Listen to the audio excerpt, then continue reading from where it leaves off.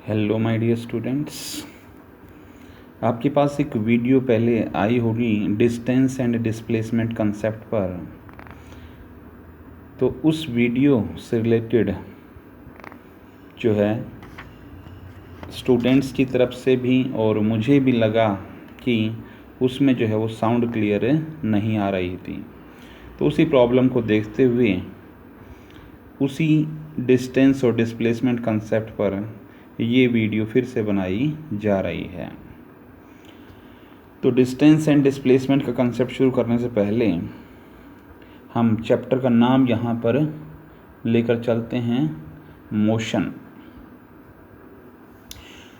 तो किसी भी ऑब्जेक्ट को रेस्ट में कब कहा जाएगा, उसको मोशन में कब कहा जाएगा। कोई भी ऑब्जेक्ट जब किसी रेफरेंस पॉइंट के कोरस्पॉन्डिंग टाइम के साथ अगर अपनी पोजीशन में चेंज नहीं लाता है तो उस ऑब्जेक्ट को किस में कहेंगे भाई, रेस्ट पोजीशन में। इसी तरह से अगर कोई ऑब्जेक्ट किसी रेफरेंस पॉइंट के कंसर्न्ड टाइम के साथ अपनी पोजीशन में अगर चेंज ले आता है तो उस ऑब्जेक्ट को हम किस में कहेंगे भाई, मोशन में कहेंगे। एक एग्जाम्पल के तौर पर मान लीजिए आप बस में ट्रैवल कर रहे हैं तो आपको जो बाहर की चीज़ें हैं वो एक मूविंग बस में मूव करती हुई दिखाई देंगी।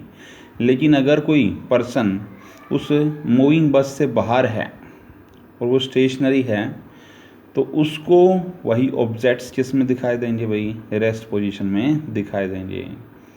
तो ये रेफरेंस जो पॉइंट है ये बताता है कि कोई भी ऑब्जेक्ट वहाँ पर रेस्ट में रहेगा या मोशन में रहेगा। इसके बाद हम बात करते हैं भाई वही दो इम्पोर्टेंट कंसेप्ट, डिस्टेंस और डिस्प्लेसमेंट।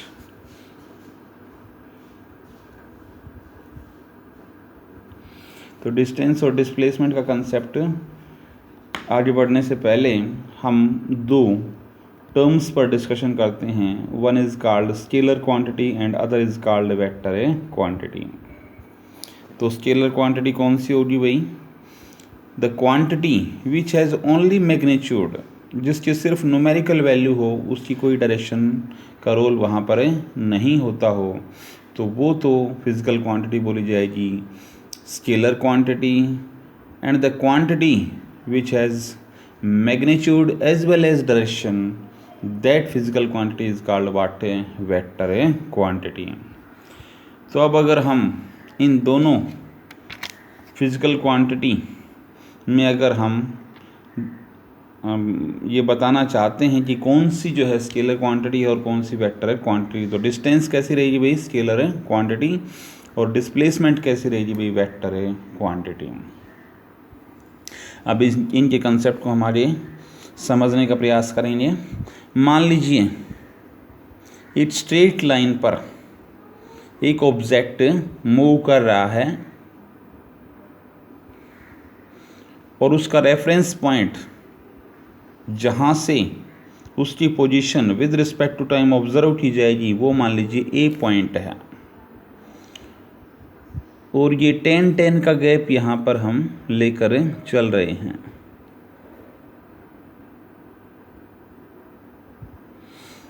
तो मान लीजिए एक पर्टिकुलर इंटरवल ऑफ टाइम के बाद वो ऑब्जेक्ट पॉइंट ए से मूव करके कहाँ पर पहुँच जाता है, पॉइंट बी पर पहुँच जाता है। तो ए से बी तक जो उसने पाथ कवर किया उसकी जो टोटल लेंथ है वो हमारे पास कितनी है भाई, ये सभी डिस्टेंसेस किस में दे रखी हैं, मान लीजिए मीटर में दे रखी हैं। तो ए से बी तक उस ऑब्जेक्ट ने जो डिस्टेंस कवर की वो कितनी कवर की भाई, 60 मीटर। तो डिस्टेंस क्या होगी, it is the length of actual path covered by the object. Length of distance क्या होगी, length of actual path covered by the object. उस ऑब्जेक्ट ने जो एक्चुअल पाथ कवर किया है उसकी जो टोटल लेंथ होगी वो क्या बोली जाएगी भाई, डिस्टेंस बोली जाएगी। वहीं डिस्प्लेसमेंट क्या होगी, it is the minimum distance, minimum, और आप कह सकते हैं shortest distance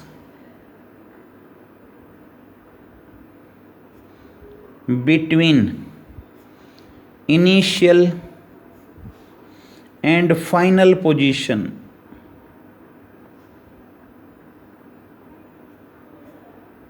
of the object। तो डिस्टेंस तो length of actual path covered by the object हो गई, और डिस्प्लेसमेंट क्या हो गई, मिनिमम या shortest distance between initial and final position.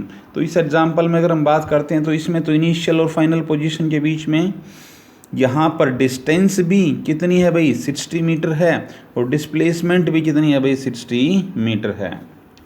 लेकिन अगर हम इस एग्जाम्पल को आगे बढ़ाएं और वो ऑब्जेक्ट यहाँ पर बी पर मूव करके वापस थर्ड पॉइंट सी पर आ जाता है, वापस थर्ड पॉइंट सी पर आ जाता है, तो अब अगर पूछी जाए पॉइंट ए और सी के बीच, पॉइंट ए से लेकर और सी तक पहुंचने में उसने कितनी डिस्टेंस ट्रेवल की और उसने कितनी डिस्प्लेसमेंट वहाँ पर कवर की, तो डिस्टेंस तो क्या हो गई, यहाँ से लेकर पहले यहाँ तक गया, फिर यहाँ से वापस इतनी डिस्टेंस कवर करके वो सी पर पहुँचा। लेकिन अगर डिस्प्लेसमेंट की बात करें तो इनिशियल पोजीशन ए है, फाइनल पोजीशन सी है, इन दोनों पॉइंटों के बीच की शॉर्टेस्ट डिस्टेंस ये डिस्प्लेसमेंट में काउंट होगी। तो इस केस में जो हमारे पास डिस्टेंस रहेगी वो तो कितनी हो जाएगी भाई, 60 तो ये और 30 इधर आया है, तो 90 मीटर तो क्या हो जाएगी, डिस्टेंस हो जाएगी। और डिस्प्लेसमेंट की बात करते हैं तो ए और सी के बीच की शॉर्टेस्ट डिस्टेंस यहाँ पर जो ली गई है वो कितनी है भाई, 30 मीटर। तो इसमें डिस्प्लेसमेंट कितनी हो जाएगी, 30 मीटर, और डिस्टेंस कितनी हो जाएगी, 90 मीटर। एक और एग्जाम्पल हम यहाँ पर लेकर चलते हैं डिस्टेंस और डिस्प्लेसमेंट से रिलेटेड। ये मान लीजिए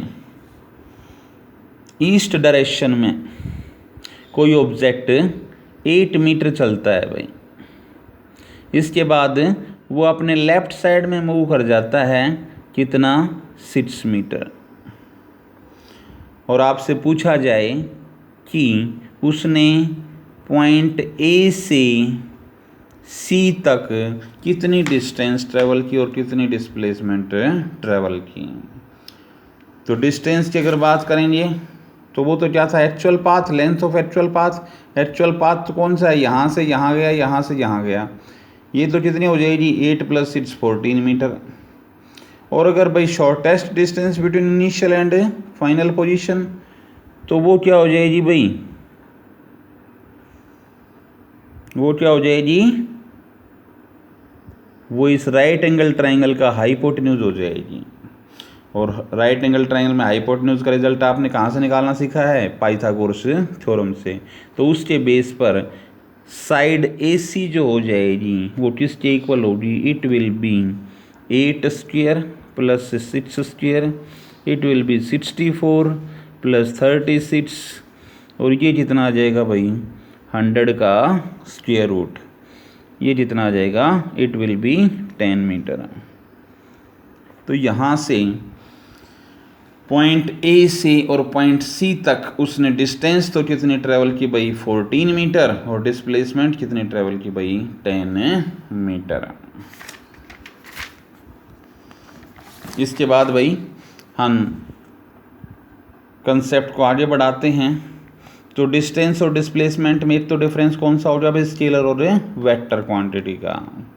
दूसरा डिफरेंस क्या हो सकता है कि डिस्टेंस कभी भी किसी ऑब्जेक्ट के द्वारा ट्रेवल की गई डिस्टेंस कभी भी जीरो नहीं हो सकती और ना ही वो नेगेटिव हो सकती है। लेकिन डिस्प्लेसमेंट की वैल्यू जो है वो जीरो भी हो सकती है, वो नेगेटिव भी हो सकती है, वो पॉजिटिव भी हो सकती है। तो ये कंसेप्ट था भाई डिस्टेंस और डिस्प्लेसमेंट का। अब हम अगले कंसेप्ट की तरफ बढ़ते हैं। अगला कंसेप्ट हमारे पास आता है भाई स्पीड का। तो स्पीड का क्या कंसेप्ट है, किसी ऑब्जेक्ट ने कितनी डिस्टेंस ट्रेवल की, डिस्टेंस ट्रेवल्ड, और उस डिस्टेंस को ट्रेवल करने में उसने कितना टाइम लिया। तो distance travelled by time taken, ये जो रेशियो आ जाएगा वो उस ऑब्जेक्ट की कौन सी फिजिकल क्वांटिटी को रिप्रेजेंट करेगा भाई, स्पीड को रिप्रेजेंट करेगा। तो ये तो बेसिक डेफिनेशन हो गई भाई। अब स्पीड की 3 टाइप हम यहाँ पर लेकर चलते हैं। One is called uniform speed, another is called non uniform speed, and third is called average speed. तो यूनिफॉर्म स्पीड कौन सी होगी भाई, जब कोई object equal distance equal interval of time में ट्रेवल करता है तो उसकी जो स्पीड होगी वो कौन सी बोली जाएगी भाई, यूनिफॉर्म स्पीड। मान लीजिए एक ऑब्जेक्ट ने फर्स्ट 50 मीटर 2 सेकेंड में ट्रेवल की, नेक्स्ट 50 मीटर फिर 2 सेकेंड में ट्रेवल की, नेक्स्ट 50 मीटर फिर 2 सेकेंड में ट्रेवल की। तो यहाँ पर क्या किया उसने, इक्वल डिस्टेंस और इक्वल इंटरवल ऑफ टाइम में कवर किया है। तो उसकी स्पीड कौन सी हो जाएगी भाई, यूनिफॉर्म स्पीड। वहीं अगर उसने फर्स्ट 50 मीटर 2 सेकेंड में कवर की, नेक्स्ट 50 मीटर 3 सेकेंड में कवर की, और नेक्स्ट 50 मीटर 4 सेकेंड में कवर की, तो ऐसी जो स्पीड होगी वो उसकी कौन सी स्पीड बोली जाएगी भाई, non uniform speed. When an object covers equal distance in unequal interval of time, या unequal distance in equal interval of time, तो ऐसी जो स्पीड होगी वो कौन सी बोली जाएगी भाई, नॉन यूनिफॉर्म स्पीड। अब बात आती है एवरेज स्पीड। तो एवरेज स्पीड किसके इक्वल होगी, एवरेज स्पीड हमेशा कौन सी स्पीड में निकालते हैं भाई, नॉन यूनिफॉर्म स्पीड में। क्योंकि यूनिफॉर्म स्पीड में तो वो हर एक केस में इक्वल आ ही रही है, यहाँ पर वैल्यूज़ क्या हो रही हैं, चेंज हो रही हैं। तो एवरेज स्पीड यहाँ पर निकालने के लिए क्या करेंगे, total distance upon total time. तो इस एग्जांपल में अगर हम बात करते हैं तो टोटल डिस्टेंस इससे इक्वल आ गई, इट विल बी 50 + 50 + 50, और नीचे टाइम की अगर बात करते हैं तो 2 + 3 + 4। तो यहाँ पर ये कितना आ जाएगा भाई, इट विल बी 150 अपॉन 9, किस में आ जाएगी, स्पीड की यूनिट क्या हो जाएगी भाई, मीटर पर सेकेंड। अब ये 3 से कैंसिल आउट हो जाएंगे, इट विल बी 50/3 मीटर पर सेकेंड। ये आ जाएगी भाई एवरेज स्पीड।